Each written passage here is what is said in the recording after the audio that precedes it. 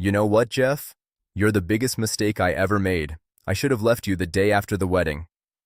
Those were the last words my wife said to me before she blocked my number at the airport. I'm Jeff Benson, or at least that's the name I've been using for the last 3.5 years. I was standing there like an idiot, holding anniversary flowers I'd spent 40 minutes picking out, watching Simondra walk past me like I was invisible. She had her phone pressed to her ear, laughing at something someone else said, someone who wasn't me. I tried calling. The automated voice felt like a punch. This account is no longer available. I texted.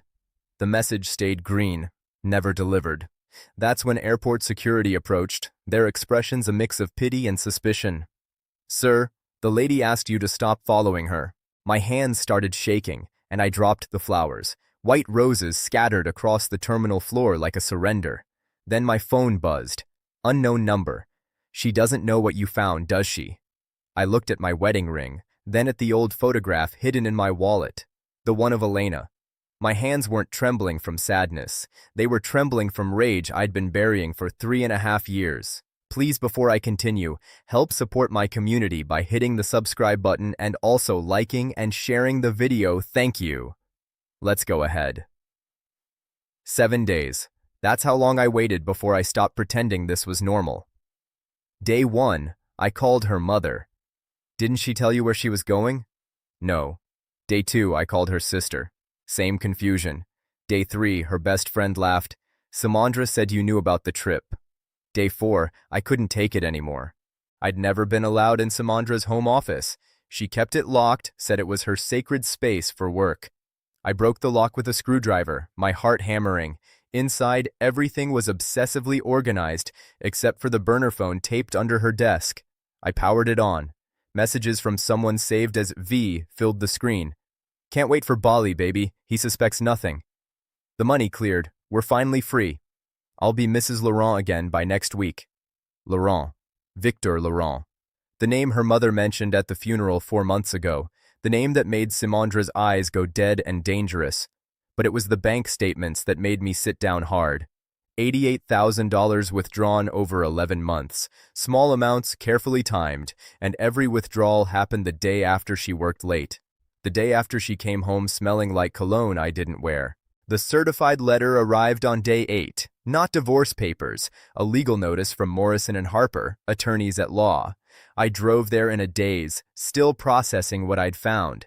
Ms. Harper was cold and professional, sliding papers across her mahogany desk with manicured fingers. Mr. Benson, your wife retained us 94 days ago to initiate divorce proceedings. You weren't served yet because she requested we delay until after her return from international travel. 94 days. I counted backward. That's before her father's funeral. Something flickered in Ms. Harper's eyes. Pity, maybe. She said nothing, just tapped the papers with one finger.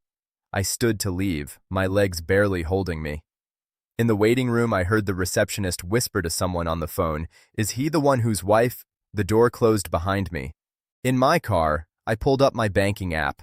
Our joint account, the one with my entire savings, the one I'd transferred everything into after the accident because Simondra said it would be easier for us, had $17 left. She'd drained it yesterday.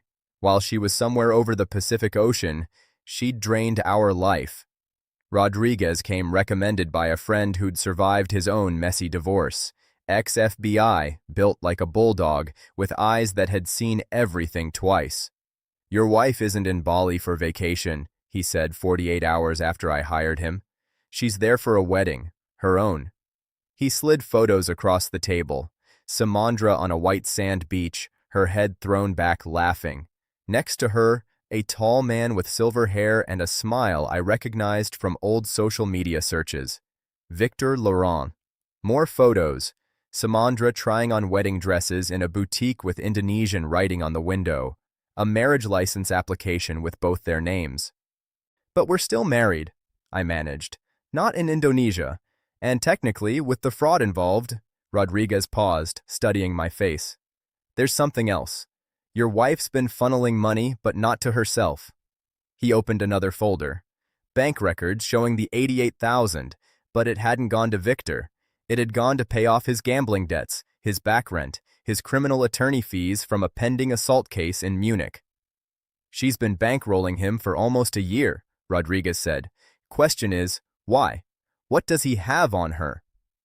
I came home after meeting Rodriguez to find my house stripped bare, not robbed, erased, every trace of Simondra removed with surgical precision. Her closet, empty hangers swaying like accusatory fingers. Her bathroom, the medicine cabinet door open, shelves wiped clean. Our wedding photos, gone, leaving only nail holes in the walls like bullet wounds.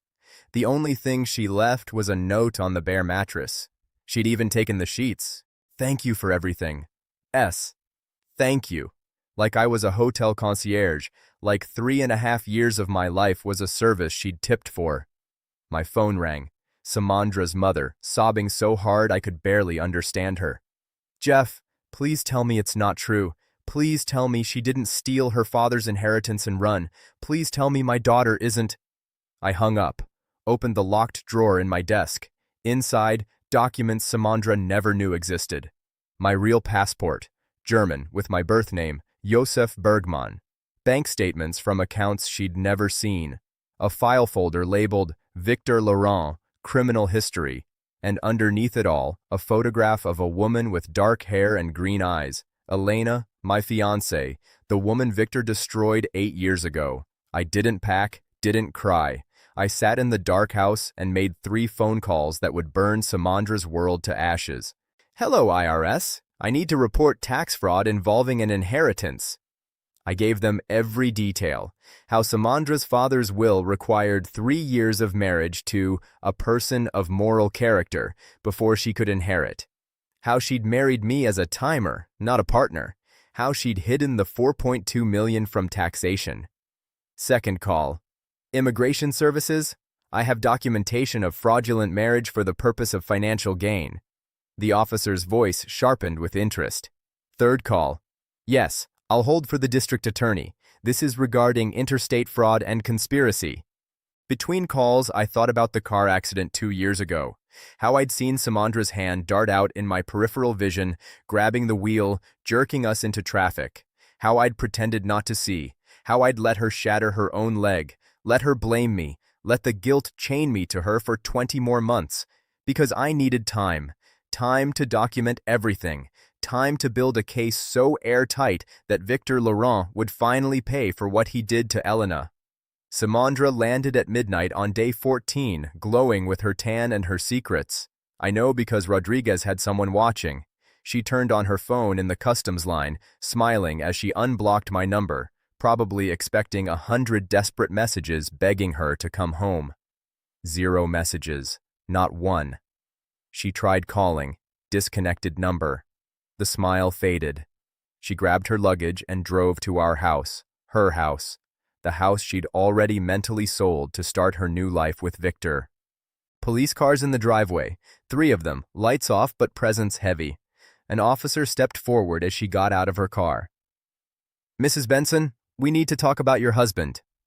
According to Rodriguez's contact, Simondra went pale. What about him? What happened? Ma'am, Jeff Benson doesn't exist. The social security number on your marriage license belongs to a deceased man. The birth certificate, forged. We don't know who you married, but it wasn't Jeff Benson. Her phone buzzed. Text from unknown. Bali looked beautiful. Elena would have loved it. Why? She dropped her phone. The screen cracked against the driveway like her carefully constructed lies. They took her to the station for questioning. Not arrested, not yet, but definitely not free to leave. Rodriguez sent me the audio recording his contact leaked. Detective. Ma'am, did your husband ever mention Germany? A woman named Elena Bergmann? Simondra's voice, shaking. I don't know what you're talking about.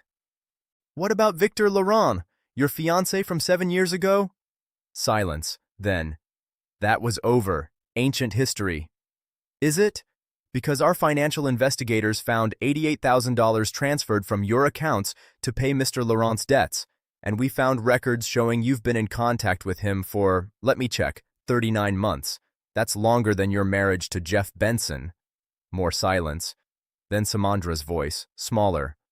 I want my lawyer. Your lawyer is currently being questioned about her role in delaying your divorce filing to coincide with your inheritance clearing.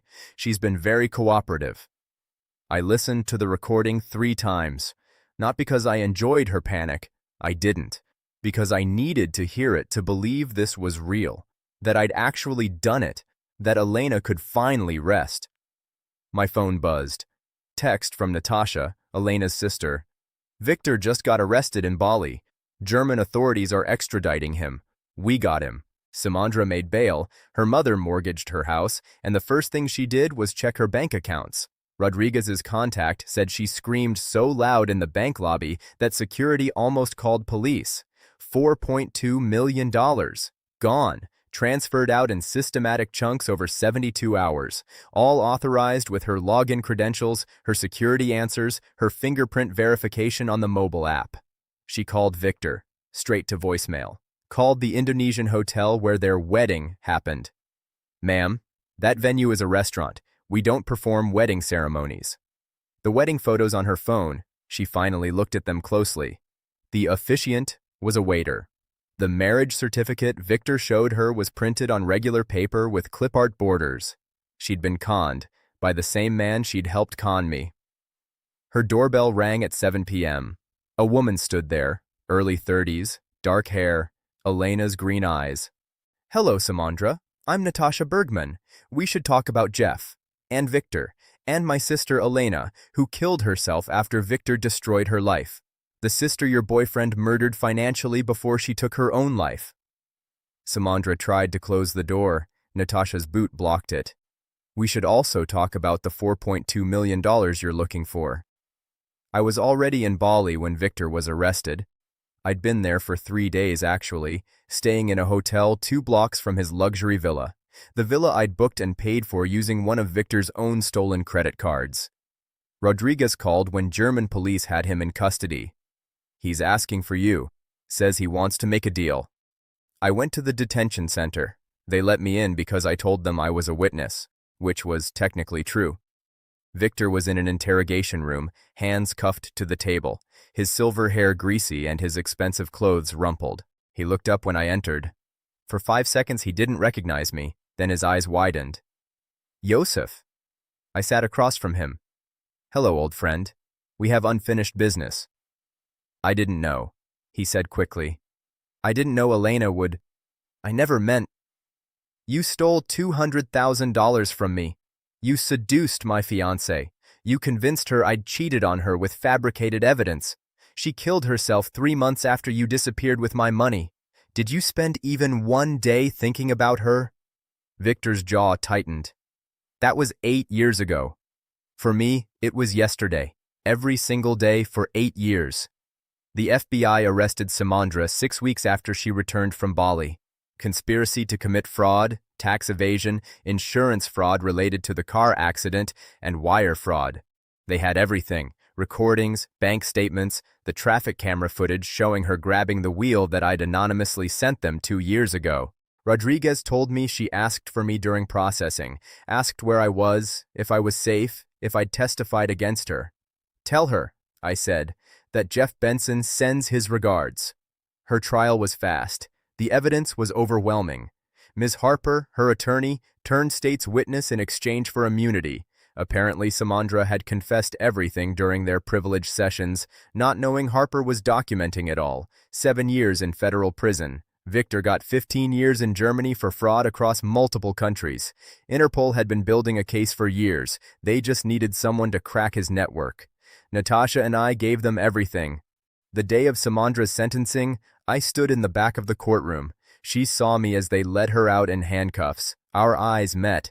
I didn't smile, didn't wave, just nodded once, then I walked away.